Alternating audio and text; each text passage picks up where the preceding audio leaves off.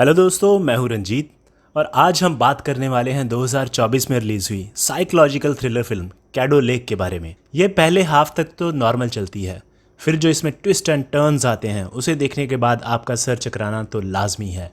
But दूसरी तरफ ये फिल्म आपको कहीं भी बोर नहीं करती और आगे क्या होगा ये जानने की जिज्ञासा आप में बनी रहती है। अगर किसी ने ये मूवी नहीं देखी तो आप एक बार ये मूवी ज़रूर देखना। तो विदाउट वेस्टिंग मच टाइम शुरू करते हैं मूवी की एक्सप्लेनेशन।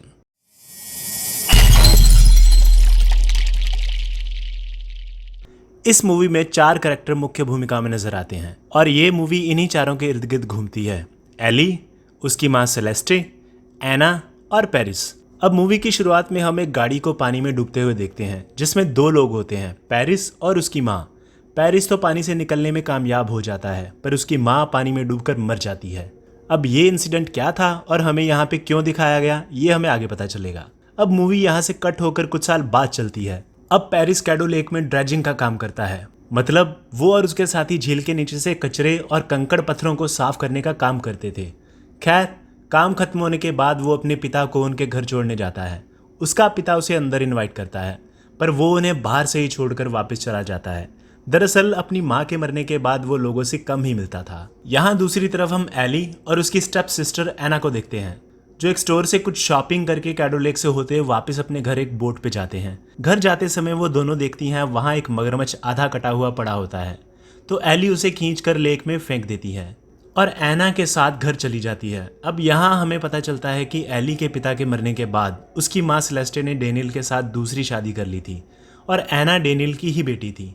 यहाँ एक फैमिली फंक्शन चल रहा होता है पर एली यहाँ कुछ नाराज सी नजर आती है क्योंकि वो डेनियल की फैमिली को अपनी फैमिली नहीं मानती थी। अब यहाँ वो अपनी माँ सेलेस्टे को कहती है कि उसे स्कूल के फॉर्म पे उनके साइन चाहिए और पिता का डेथ सर्टिफिकेट चाहिए, पर सेलेस्टे कहती है कि फॉर्म पे डेनियल भी साइन कर सकता है क्योंकि वो भी उसका पिता है।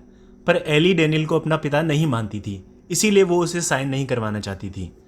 इसी बात पे उनकी बहस हो जाती है और एली अपने पिता का सर्टिफिकेट ढूंढने एना के रूम में जाती है। यहाँ एना उसे एक लॉकेट दिखाती है जो उसने अपने गले में पहना था और कहती है कि वो उसे उसकी माँ की ज्वेलरी बॉक्स में मिला था। तभी उसकी माँ सेलेस्टे वहाँ आ जाती है और सर्टिफिकेट को लेकर दोनों की आपस में फिर से बहस हो जाती है और एली गुस्से में वहाँ से चली जाती है। एना उसके साथ जाना चाहती थी पर सेलेस्टे उसे रोक लेती है। डेनियल एनी को मनाने जाता है पर लाख कोशिश के बावजूद वो गुस्से में मोटर बोट लेकर चली जाती है। कुछ दूर जाकर लेक में पानी कम होने की वजह से उसकी बोट का रोटर किसी चीज से टकरा जाता है और उसकी बोट बंद हो जाती है। तभी उसे वहां कुछ दूरी पे एक अजीब सी आवाज सुनाई देती है पर वो उसे इग्नोर करके रात को अपनी फ्रेंड क्लेयर के घर सोने चली जाती है और अगली सुबह उसे पता चलता है कि एना मिसिंग है। इधर हम पेरिस को देखते हैं जो अपनी गर्लफ्रेंड से मिलता है। दरअसल उसकी माँ के मरने के बाद उसने उसे भी बुलाना छोड़ दिया था, इसीलिए दोनों का रिश्ता कुछ कमजोर सा हो चुका था। वो कुछ समय साथ बिताते हैं और पेरिस उससे अपने बर्ताव के लिए माफी मांगता है। इसके बाद उसकी गर्लफ्रेंड वहां से चली जाती है। यहाँ उसका कुत्ता बड़े अजीब तरीके से लेक की तरफ देखकर भौंकता है और तभी पेरिस को भी बिल्कुल वैसी ही अजीब सी आवाज सुनाई देती है जैसी एली को सुनाई दी थी। दूसरी तरफ एली घर पहुंचती है, अपनी बोट को डॉक पे बांधती है और घर जाती है। डेनियल उससे उसकी बोट की चाबी मांगता है ताकि वो लेक में जाकर एना को ढूंढ सके, पर वो देखता है कि उसकी बोट वहां नहीं होती, तो वो एली से पूछता है कि बोट कहाँ चली गई। वो कहती है कि बोट उसने ठीक यहीं बांधी थी। उसकी बोट अजीब तरीके से गायब हो जाती है। इसके बाद वो पुलिस में कंप्लेंट लिखवाते हैं और आधा पुलिस डिपार्टमेंट एना को लेक में ढूंढने लग जाता है। दिन से रात हो जाती है पर एना का कुछ भी पता नहीं चलता। अब यहाँ पुलिस को वो बोट मिलती है जिसमें एना गायब हुई थी, तो एली पुलिस को बताती है कि इसमें से एक ऑरेंज कलर की लाइफ जैकेट मिसिंग है जो शायद एना अपने साथ ले गई होगी। इधर हम पेरिस को देखते हैं जो लेक में काम करता हुआ एक ऐसी जगह पहुंच जाता है जहाँ पानी बहुत कम होता है और चलते चलते अचानक एक जगह पर जाकर उसके कान में बहुत तेज दर्द होता है। वो एकदम अपना पैर पीछे खींचता है और उसके साथी के बुलाने पे वहां से चला जाता है। दरअसल उसकी बोट के नीचे कुछ फंस गया था। पेरिस जब उसे साफ करता है तो उसे वहां से वैसा ही लॉकेट मिलता है जैसा एना के गले में था। वो कुछ शौक सा हो जाता है और उसे अपने पास रख लेता है। इसके बाद वो अपने पिता के घर में जाता है और वहां एक बॉक्स में से ठीक वैसा ही लॉकेट निकालता है जैसा उसे लेक में मिला था। दरअसल वैसा ही एक लॉकेट उसके पास भी था जो उसकी माँ का था। अगले सीन में वो अपनी गर्लफ्रेंड को उसी स्पॉट पर लेकर जाता है और बताता है कि यहाँ उसे ठीक वैसा ही सीजर आया था जैसा उसकी माँ को आता था। उसके भी हाथ कांपने लगे थे पर इस बार उसे वहां ऐसा कुछ भी एहसास नहीं होता। तो वापस आकर वो अपनी गर्लफ्रेंड को अपने पिता की लॉग बुक दिखाता है जिसमें उसके पिता ने जब जब उसकी माँ को सीजर्स आते थे उसकी डेट लिखी थी। उधर रात से सुबह हो जाती है और आधा शहर पुलिस के साथ मिलकर एना को ढूंढने की कोशिश करता है, पर एना का अब भी कोई पता नहीं चलता। एली घर वापस आ जाती है और अपनी माँ को दिलासा देती है कि एना जरूर घर वापस आ जाएगी, पर सेलेस्टे कहती है कि वो नहीं आएगी। तो एली कहती है कि अगर वो मिसिंग है तो इसका मतलब ये नहीं कि वो कभी घर वापस नहीं आएगी। ये रेफरेंस था उसके पिता का, जो मिसिंग हो गया था और कभी वापस नहीं आया था। पर उसकी माँ कहती है कि वो कभी मिसिंग नहीं हुआ, वो हमें छोड़कर चला गया और मैं उस औरत से भी मिली थी जिसने मुझ पर हमला किया था। वो किस बारे में बात कर रही थी वो हमें आगे चलकर पता चलेगा। अब यहाँ एली डिसाइड करती है कि वो खुद एना को ढूंढने जाएगी, तो वो बोट लेकर कैडो लेक में चली जाती है। ढूंढते ढूंढते रात हो जाती है और एक जगह पे जाकर उसकी बोट अटक जाती है। तभी पुलिस वाले एना को ढूंढते हुए वहां आते हैं, तो एली उनसे छुपती हुई पेड़ों के बीच से गुजरती है, जहाँ उसे अजीब सा एहसास होता है। उसे कुछ समझ नहीं आता कि उसके साथ आखिर अभी अभी क्या हुआ। चलते चलते वो रास्ता भटक जाती है और किसी दूसरे व्यक्ति से हेल्प लेकर घर वापस आती है। यहाँ वो देखती है कि उसकी माँ पुलिस को एना की मिसिंग होने की रिपोर्ट लिखवा रही थी और वो खिड़की से बाहर खुद को अपनी बोट में आते हुए देखती है। वो कुछ समझ नहीं पाती कि आखिर ये हो क्या रहा है। वो घबराकर जल्दी से अपनी बोट की डुप्लीकेट चाबी उठाती है और अपनी बोट को लेकर वहां से चली जाती है। दरअसल कैडो लेक में जब भी पानी कम होता था तो वहां अलग टाइम डिस्प्लेसमेंट का पोर्टल खुल जाता था, जिसमें से अगर कोई गुजरे तो वो वक्त में आगे या पीछे पहुंच जाता था। और एली के साथ भी ठीक वैसा ही हुआ था। जब वो उस पोर्टल से गुजरी थी तो वो वक्त से 3 दिन पीछे पहुंच गई थी, जिस दिन एना गुम हुई थी। खैर, वो मौके का फायदा उठाकर एना को कैडो लेक में ढूंढने जाती है और फॉर्चुनेटली एक जगह पर उसे एना की बोट मिल जाती है और उसको ढूंढते हुए वो दोबारा से एक पोर्टल से गुजरती है और उसके कान से खून आने लगता है। इसके बाद जल्दी ही उसे एना भी मिल जाती है, पर उसकी बातों से उसे पता चलता है कि वो 1 महीना समय से पीछे आ गई थी। उसे नहीं पता था कि आखिर ये हो कैसे रहा है। खैर, वो एना को छोड़ने घर वापस जाती है और वहां डेनियल और सेलेस्टे उसे डांटकर भगा देते हैं। एली फिर से एक पुरानी बोट लेकर लेक में वापस जाती है और दोबारा पोर्टल से गुजरती है। इस बार वो वापस अपने समय में पहुंच जाती है, जहां उसे अपनी बोट और अपना फोन मिलता है। वो डेनियल से बात करती है, पर उनकी प्रॉपर बात हो नहीं पाती। अब एली यहाँ रस्सी का एक हिस्सा पेड़ पे बांधकर और दूसरा अपनी कमर पे बांधकर वापस पेड़ों में जाती है और दोबारा वो एक पोर्टल से गुजरती है, पर इस बार वो 2005 में पहुंच जाती है। इधर पेरिस भी रात को दोबारा कैडो लेक में जाता है और वहां घूमता हुआ एक पोर्टल से गुजरता है। पोर्टल से गुजरने के बाद अचानक रात से दिन हो जाता है और सडनली थोड़ी दूरी पर उसे एना जख्मी हालत में मिल जाती है। वो एना को कुछ ट्रक ड्राइवर्स के साथ हॉस्पिटल भेज देता है, पर उसे वहां सब बदला बदला सा लगता है। उसे वहां कुछ मशीनें दिखाई देती हैं जो आज से पहले उसने वहां कभी नहीं देखी थी। जब वो उनसे साल के बारे में पूछता है तो वो उसे बताते हैं कि ये 1952 है, मतलब वो अपने समय से बहुत साल पीछे चला गया था। तब कैडो लेक में पानी नहीं होता था। कैडो लेक में पानी भरना 1953 से शुरू हुआ था। अब पेरिस दोबारा उन पेड़ों में वापस जाता है ताकि वो अपने घर वापस पहुंच सके। वो फिर से एक पोर्टल से गुजरता है और दूसरी तरफ उसे वो रस्सी दिखाई देती है जो एली ने बांधी थी। वो उसे फॉलो करता हुआ उसके बोट तक पहुंच जाता है, जिसे लेकर वो वहां से चला जाता है। कुछ दूर जाने पर उसका सामना पुलिस से हो जाता है, जो एना को ढूंढ रहे थे। पुलिस के रोकने पर वो वहां से घबराकर भाग जाता है और रास्ते में उसका एक्सीडेंट हो जाता है और पुलिस उसे एना के मिसिंग केस में सस्पेक्ट मानकर गिरफ्तार कर लेती है। अब यहाँ हमें पता चलता है कि वो दोनों अलग अलग टाइमलाइन से थे।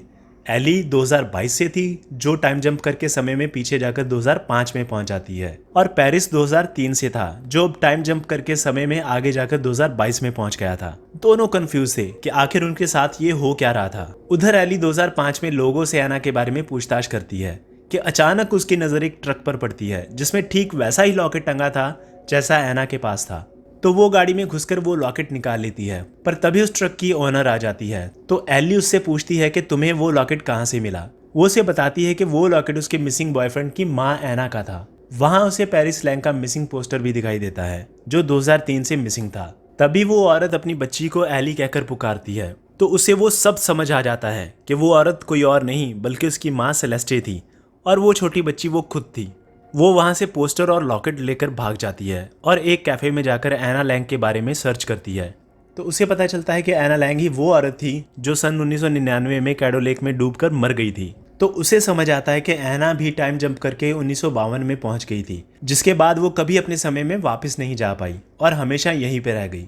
फिर वो उसकी स्कूल से लेकर शादी तक सब फोटोग्राफ्स देखती है और उसका प्रिंट भी निकलवाती है। इधर दूसरी तरफ पेरिस पुलिस को चकमा देकर भाग जाता है और एक रूम में जाकर छिप जाता है। यहाँ उसे उसका पिता मिलता है, जो अब काफी बूढ़ा हो चुका था। वो अपने पिता को बताता है कि वो अपनी माँ से मिला था और उसने उसकी जान भी बचाई। फिर वो कैडो लेक के पोर्टल के बारे में भी बताता है। अभी वो बातें कर ही रहे होते हैं कि खिड़की से नर्स उसे देख लेती है, पर वो पुलिस के आने से पहले वहां से सेलेस्टे और डेनियल की गाड़ी चुराकर भाग जाता है। उसकी गर्लफ्रेंड ठीक उसके सामने होती है, पर वो उसे पहचान नहीं पाता, पर सेलेस्टे उसे पहचान लेती है। पेरिस कैडोले की तरफ बढ़ता है, इस उम्मीद में कि वो फिर से अपने समय में वापस चला जाएगा। पुलिस उसका पीछा करती है, पर चेज के दौरान वो ब्रिज से पानी में जंप मार देता है। तभी वो डैम भी टूट जाता है और पेरिस पानी में डूबकर मर जाता है। उधर एली वापस कैडोलेक जाती है और जो रस्सी उसने बांधी थी उसी के सहारे अपने समय में वापस लौट जाती है। पर तभी लेक में पानी भी चढ़ने लगता है, जिसकी वजह से वो पोर्टल बंद हो जाता है और रस्सी बीच में से कटकर नीचे गिर जाती है। वहां पुलिस अभी भी एना को ढूंढ रही थी। उनकी आवाज सुनकर एली उन तक पहुंच जाती है। वहां डेनियल उसे बताता है कि आज 3 दिन हो गए एना को लापता हुए, और ये भी कि पेरिस नाम का लड़का उनकी कार चुराकर भाग गया और उसने डैम से कूदकर अपनी जान दे दी। पर तुम्हारी माँ कह रही थी कि वो तुम्हारे पिता पेरिस जैसा लग रहा था। यहाँ वो डेनियल को बताती है कि हम एक फैमिली ही हैं और एना जहाँ भी है बिल्कुल ठीक है। अब वो अपने घर आती है और अपनी माँ से मिलती है, जो टीवी पे पेरिस की न्यूज देख रही थी। एली उसे बताती है कि ये वही हैं, वो बस घर वापस आने की कोशिश कर रहे थे। फिर वो उसे 1952 की एना की फोटोग्राफ दिखाती है और कहती है कि उनका इरादा हमें छोड़कर जाने का नहीं था, मतलब एना और पेरिस का, और मूवी यहीं खत्म हो जाती है।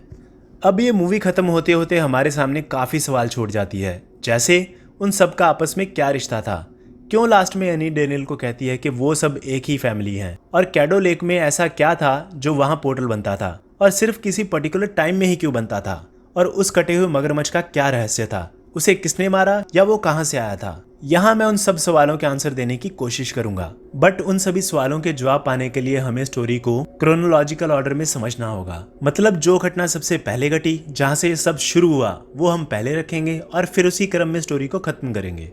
तो सबसे पहले बात करते हैं मूवी की स्टोरी लाइन की। तो ये मूवी 2 अलग अलग टाइमलाइन में चलती है। एक 2003 में, जहाँ पेरिस अपने पापा और गर्लफ्रेंड के साथ रहता है, और दूसरी 2022 में, जहाँ एली अपनी माँ और अपनी सौतेली बहन एना के साथ रहती है। तो मूवी में सबसे पहला इवेंट घटता है 2022 में, जब एना एली का पीछा करती हुई गुम हो जाती है और कैडो लेक में एक पोर्टल के जरिए वो 1952 में पहुंच जाती है, जहाँ से वो कभी वापस नहीं आ पाती और हमेशा के लिए वहीं रह जाती है और वहीं अपनी स्टडी पूरी करके फिर शादी भी करती है। यहाँ उसकी शादी बेंजामिन लैंग से होती है, जिससे उसका एक बेटा पेरिस लैंग होता है। अब चूंकि वो एक पोर्टल के थ्रू यहाँ आई थी, तो उसके कुछ बैड इफेक्ट्स उसकी बॉडी पे आते हैं, जैसे सीजर्स आना और हाथ कांपना। यही सिम्टम्स हमने पेरिस और एली के साथ भी देखे थे जब वो पोर्टल के थ्रू किसी और टाइमलाइन में पहुंच जाते हैं। खैर, अब अपनी इसी बीमारी के चलते 1999 में जब पेरिस उसके साथ गाड़ी में कहीं जा रहा था, तो एना को सीजर्स आते हैं, जिससे गाड़ी आउट ऑफ कंट्रोल हो जाती है और वो ब्रिज से नीचे कैडो लेक में गिर जाते हैं,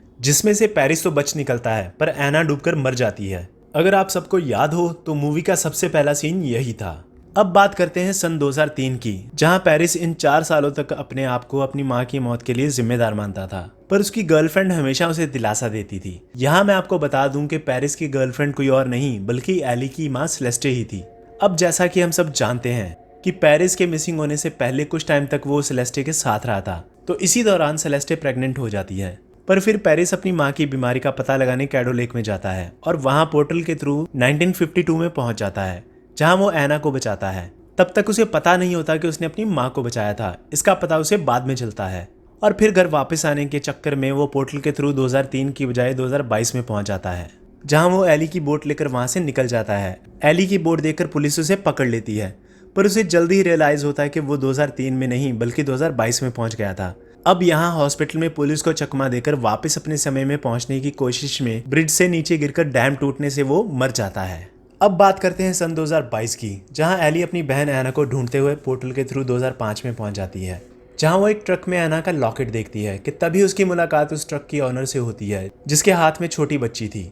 यहाँ मैं आपको बता दूं कि वो औरत पेरिस की गर्लफ्रेंड और एली की माँ सेलेस्टे ही थी, और जो छोटी बच्ची उसने पकड़ रखी थी वो कोई और नहीं बल्कि वो खुद एली थी। अब जब 2003 में पेरिस अचानक गायब हो जाता है, तो सेलेस्टे सोचती है कि शायद उसने किसी और औरत के चक्कर में उन्हें छोड़ दिया था, और इस बात का इल्जाम वो एली पर भी लगाती है, क्योंकि उसे तब पता नहीं होता कि वो उसकी ही बेटी है। खैर, अब इस टाइमलाइन में सेलेस्टे सिंगल मदर होने की वजह से डेनियल बेनेट से शादी करती है, जिसकी अपनी एक बेटी एना बेनेट होती है। इसीलिए एली एंड में डेनियल से कहती है कि वो एक परिवार है, क्योंकि उनकी फैमिली एना से ही शुरू हुई थी। अब इसके बाद एली एक कैफे में जाती है, एना के बारे में सारी इन्फॉर्मेशन इकट्ठी करती है और फिर पोर्टल के थ्रू 2022 में अपनी टाइमलाइन में पहुंच जाती है और अपनी माँ को यकीन दिलाती है कि पेरिस मतलब उसके पिता का इरादा उन्हें छोड़कर जाने का नहीं था, बल्कि वो एना की तरह मिसिंग हो गए थे और एना की तरह कभी अपनी टाइमलाइन में वापस नहीं आ पाए। और ये भी कहती है कि एना जहाँ भी है ठीक है। अब बात करते हैं कि वो पोर्टल आखिर बनता कैसे था और सिर्फ कुछ ही टाइम के लिए क्यों बनता था। तो यहाँ मैं आपको बता दूं कि जब कभी भी कैडो लेक में पानी कम होता था और ज़मीन दिखने लगती थी तो वहाँ नेचुरल तरीके से पोर्टल बन जाता था। और हमने देखा उस पोर्टल के थ्रू सिर्फ इंसान ही नहीं बल्कि जानवर और पंछी भी किसी दूसरी टाइमलाइन में जंप कर जाते थे। जैसे पेरिस जब 1952 में पहुंचता है तो वो वहाँ पर भेड़ियों के झुंड को देखता है और उन्हीं में से कुछ भेड़िए पोर्टल के थ्रू 2003 में पहुंच जाते हैं और पेरिस को अपनी टाइमलाइन में दिखाई देते हैं। और एना को 2022 में वो तितलियां मिलती हैं जो किसी और टाइमलाइन से आई थी। पर जब भी कभी हाई टाइड होती है और पानी भर जाता तो वो पोर्टल अपने आप बंद हो जाता था। अब लास्ट में बात करते हैं कि आखिर वो मगरमच्छ वहाँ कैसे पहुंचा, वो भी आधा कटा हुआ। तो मैं आपको बता दूं कि वो मगरमच्छ भी उसी पोर्टल का शिकार बना था, क्योंकि जब पोर्टल बंद हुआ तो उसका आधा हिस्सा एक टाइमलाइन में रह गया था और दूसरा हिस्सा दूसरी टाइमलाइन में छूट गया था। ठीक ऐसा ही इंसिडेंट एली के घर वापस लौटने के दौरान हम देखते हैं, जहां वो रस्सी का पीछा करते हुए अपनी टाइमलाइन में पहुंचती है, पर पानी भरने की वजह से अचानक वो पोर्टल बंद हो जाता है और उसकी रस्सी बीच में से कट जाती है। तो आज की वीडियो के लिए बस इतना ही। आई होप आपको एक्सप्लेनेशन समझ में आई होगी एंड आई होप मैंने सारे डाउट्स क्लियर कर दिए होंगे। पर फिर भी अगर मुझसे कुछ छूट जाए तो आप कमेंट बॉक्स में मुझसे पूछ सकते हैं और मैं उसका जवाब ज़रूर दूंगा। और अगर आप भी किसी साइकोलॉजिकल थ्रिलर मूवी की एक्सप्लेनेशन चाहते हैं तो मुझे कमेंट बॉक्स में सजेस्ट कर सकते हैं और मैं मिलूंगा आपसे ऐसी ही किसी और मज़ेदार वीडियो में। तब तक के लिए बाय बाय।